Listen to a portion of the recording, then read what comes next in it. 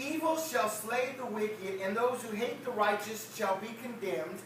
The Lord redeems the soul of his servants, and none of those who trust in him shall be condemned. Okay, so this starts to form, this starts to form my word for the day. Okay, so God then is going to perform this. God right now is performing surgery on you. Okay? You know, I don't want your cooties, so I got to cover. You know, blood is gross, church. It's very contaminated. Yeah. Somebody else's blood on you, you better wash your hands. So, Brother Chris, come and stand right here. Let me use you as an example.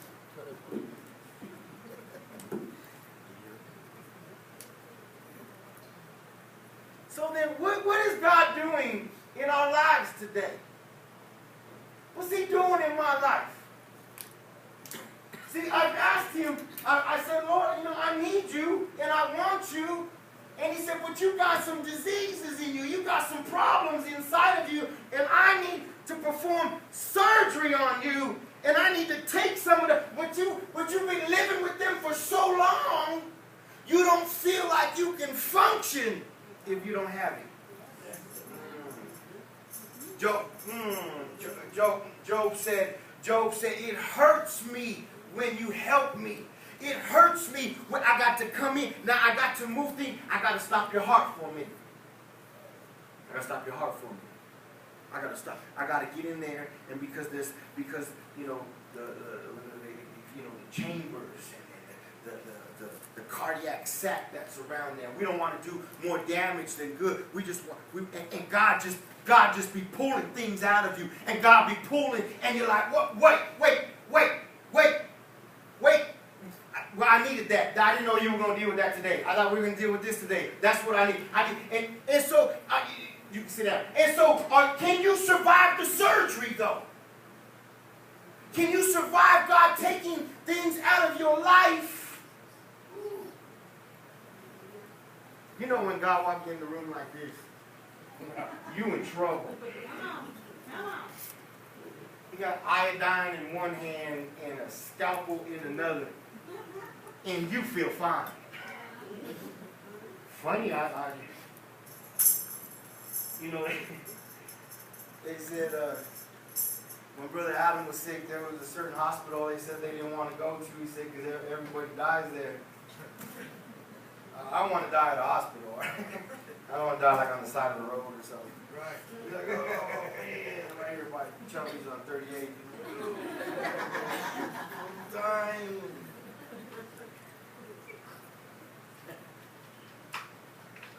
So here's what's happening to your life.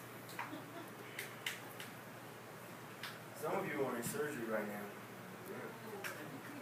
And all you hear is the beeps of the heart monitor.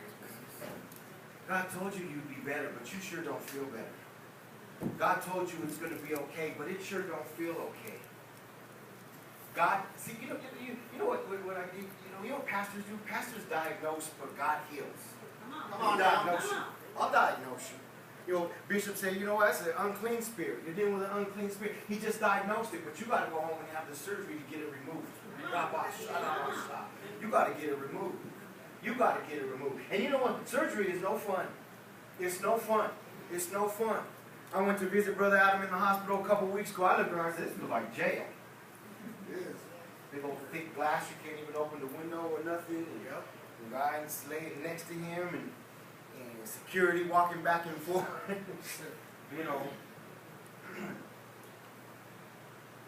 Surgery is no fun. And when you become grown or when you become attached to whatever it is that God is asking you to get rid of, how are you going to do that? How are you going to get rid of those things in your life? How are you going to get rid of some of those things in your life when God lays and when finally, I don't know about you, man. I like gore, man. I just like gore. I just like to see, man. I want to see an autopsy of real life one day. Just be like, what's that? fear, you know. And it's like you lay down on the surgery table and they begin to cut you open. You know what's funny to me, and I think I've used this example before, is there was a man who he came one time when he was trying to scare us straight, kind of a deal, and he showed us pictures of people that had been murdered in prison. And one of the men that was murdered in prison had been stabbed in his neck 3 times, and it was 3 little holes, and it looked like hickeys. It looked like 3 little hickeys on his neck, but he was dead. And no blood and no nothing, just bam, bam, bam, and he died. And then I have a cousin who had heart surgery, and he's got a big old scar down his chest. Okay? And how can one with 3 little holes in his neck die, and someone with 57 stitches in his chest survive? You see what I'm saying? When you start messing with the world and the world start cutting into you, you can die with the wrong cut. But when you get the right doctor, my God, when you get the right operator, when you get the one that says, I'm going to move this to the side and I'm going to take this out and I'm going to sew you up and I'm going to stop the bleeding and I'm going to stop the pain, and I found out why you're hurting, and I found out why you can't sleep, and I found out why you can't eat, and I found out why you can't be happy, and now I got to cut you open and go inside of you and take some things out or make some things right or unblock some things or make some things start flowing better. And then I'm going to sew you back up so that you can heal. Here's the problem. You in surgery right now, and some of you are some of you are in a place where you may die on the operating table. I can't take the operation. I can't take it. I get afraid. I'm afraid of being cut into. I'm afraid of what you're going to find. I'm afraid it's going to be worse when you get in there. I'm afraid of the rehab. I'm afraid of trying to get back. I'm afraid of the physical therapy. I'm afraid of what it's going to take to get back. You know, so some diabetics, you know, they start cutting their legs off, their toes off, and their feet off. And that's to save their life. That's to save their life. It don't make sense to me. You want to save my life, man. You save my feet and my fingers. Save that. That really saved my life. Because after the surgery's over and I'm not able to walk, I don't know if I'm going to be able to live. Amen. You're in surgery. You're in surgery. And you're in a situation now where your innards are opened up and it is exposed. And it's almost like, here's my word. My word is, you know what? Trust in God. Trust that God knows what He's doing. If God said He'll give it to you, you wait a day till He gives it to you. If you don't get it today, guess what? You're 1 day closer to getting it. If you don't get it tomorrow, wait another day because you're 2 days closer to getting it. If you don't get it the next day, wait again because you're 3 days closer to getting it. You got to trust in the process. Trust that God knows what He's doing. When God says give, you best give because you know that I trust in Him. He's going to give it back. If God said don't go there, don't go there. Trust that God knows what He's doing. I know it hurts. I know it hurts. I know it hurts.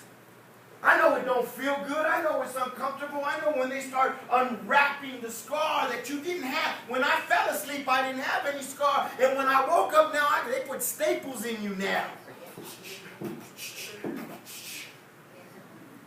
Staples. But it's to make you better. It's for a better quality of life. Let me fix your back. Let me give you back surgery. Let me give you hip surgery. Let me give you neck surgery. Let me give you eye surgery. Let me give you ear surgery. Let me give you throat surgery. Let me work on your knees. Let me give you all of these. And it's like, so you know what? So you're on the surgery table. Let's go to Daniel chapter 3. I'm almost done. Hopefully I proved my point. Hopefully I. Okay, so as men and women of God, man, don't die on the operating table. Don't die. Don't give up today, because it's hard. It'll be way harder.